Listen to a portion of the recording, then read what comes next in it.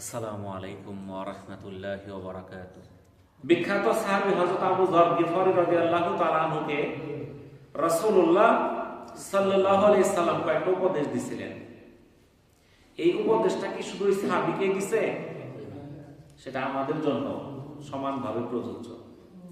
তাহলে সেই উপদেশগুলো আমাদের মনে রাখতে হবে। এক নাম্বার, অসহায় এবং নিঃস্বকে ভালোবাসতে হবে। হযরত আবু যর গিফারী রাদিয়াল্লাহু তাআলা আনহু বলেন, রাসূলুল্লাহ সাল্লাল্লাহু আলাইহি সাল্লাম আমাকে আদেশ করেছেন আমি যেন নিঃস্ব, দরিদ্র এবং অসহায়দের ভালোবাসি, তাদের কাছে যাই, তাদের সাথে মিশি, তাদের সাহায্য সহযোগিতা করি। তাহলে রাসূলুল্লাহ সাল্লাল্লাহু আলাইহি সাল্লাম আবু যর গিফারীকে যে উপদেশগুলো দিলেন, এর মধ্যে এক নাম্বার উপদেশ কি?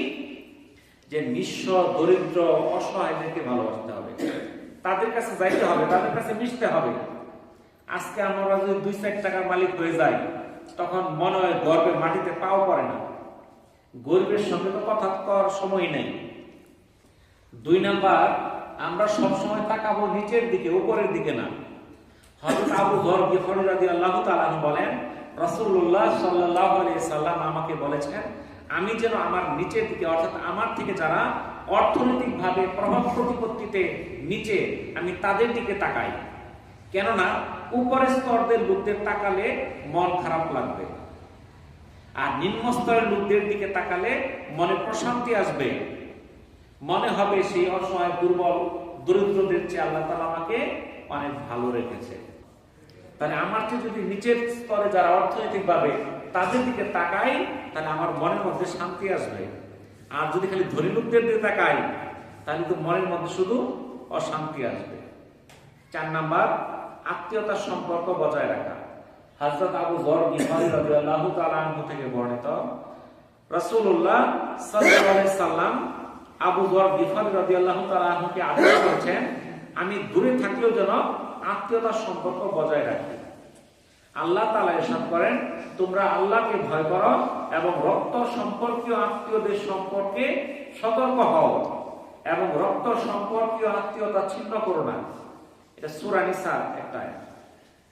তাহলে আল্লাহকে ভয় করতে হবে, রক্তের সম্পর্কে যে আত্মীয়গুলো, তাদের সঙ্গে সম্পর্ক ছিন্ন করা যাবে না।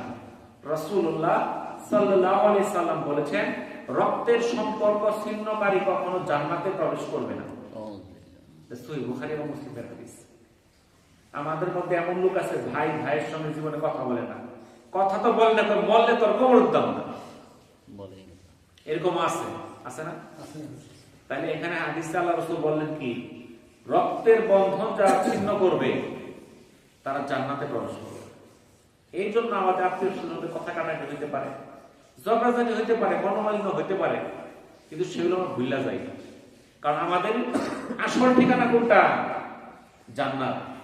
সেই ঠিকানায় যাইতে ব্যর্থ হইলে তাহলে ঠিকানা কিন্তু জাহান্নাম। তাহলে আমাদের আসল ঠিকানার লক্ষ্য আমাদের ঠিক রাখতে হবে। 4 নাম্বার, কারো কিছু চাইলে কার কাছে চাইতে হবে? আল্লাহর কাছে। রাসূলুল্লাহ সাল্লাল্লাহু আলাইহি সাল্লাম আবু যর গিফারী রাদিয়াল্লাহু তাআলা আনহুকে বলেছেন, আল্লাহ তাআলা ছাড়া কারো কাছে কোনো কিছু চাইবে না, এমনকি জুতার ফিতাও কারো কাছে চাইবে না। তাহলে আমাদের যা কিছু দরকার আছে চাইতে হবে কার কাছে? আল্লাহর কাছে। আজকে আমরা মানুষের দ্বারে দ্বারে ঘুরি, মানুষের দ্বারে দ্বারে ঘুরি। কেন মানুষের দ্বারে দ্বারে ঘুরি? যার কাছে ঘুরি সেও তো আল্লাহর কাছেই চায়। তো আপনি সরাসরি চান, কিন্তু আমরা মানুষের কাছে চাইতে পছন্দ করি। যদি বলে চেয়ারম্যান আজকে এটা দিব, কন্ট্রোলে দিব, কিংবা এটা দিব, কত ভিড়, কিংবা ভাই আমার একটা কার্ড দিবেন, এটা দিবেন, সেটা দিবেন, কত কিছু দৌড়াদৌড়ি। কেন আমার দৌড়াদৌড়ি? আল্লাহ তাআলা আমাকে সুস্থ বানাই দিছে, হাত দিছে, পাও দিছে, আমি চাইয়া আনতে যেতে পারতেছি, নিজে কাজ করে খাইতে পারি না। তো আমি কাজ পারি আর না পারি, আল্লাহর কাছে তো চাইতে পারি, চাইতে তো টাকা লাগে না। সূরা ফাতিহার মধ্যে আমরা কি বলি? আমরা আপনার ইবাদত করি, আপনার কাছে সাহায্য চাই। মুমিনের আল্লাহ ছাড়া অন্য কারো কাছে সাহায্য চাওয়া উচিত না। আমরা বারবার সূরা ফাতিহার মধ্যে বলতেছি, আমরা আপনার ইবাদত করি, আপনার কাছে সাহায্য চাই। বাস্তবে সাহায্য চাই মানুষের কাছে। তাহলে মানুষের কাছে কোনো কিছু সাহায্য চাওয়া যাবে না, কারণ মানুষের তো কোনো ক্ষমতা নাই। আপনাকে যদি আল্লাহ তাআলা কিছু বরাদ্দ দেয়, সারা পৃথিবীর মানুষ আপনার সেই বরাদ্দ কাটতে পারবে না। আর আল্লাহ তাআলা যদি না দেয়, সারা দুনিয়ার মাখলুক চেষ্টা করলে আপনারা পাবে। তারপর হলো সত্য কথা বলা। রাসূলুল্লাহ সাল্লাল্লাহু আলাইহি সাল্লাম আবু যর গিফারী রাদিয়াল্লাহু তাআলা আনহুকে বলেছেন, তিক্ত হলেও সদা সত্য কথা বলবে। সত্যের বিপরীত হলো মিথ্যা, আর মিথ্যা হলো সকল পাপের মূল।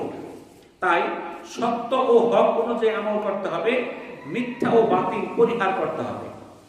আল্লাহ তাআলা আমাদেরকে আমল করার তৌফিক দান করুন। আমিন। ওয়া আখিরু দাওয়ানা আলহামদুলিল্লাহি রাব্বিল আলামিন। আসসালামু আলাইকুম ওয়া রাহমাতুল্লাহি ওয়া বারাকাতুহু।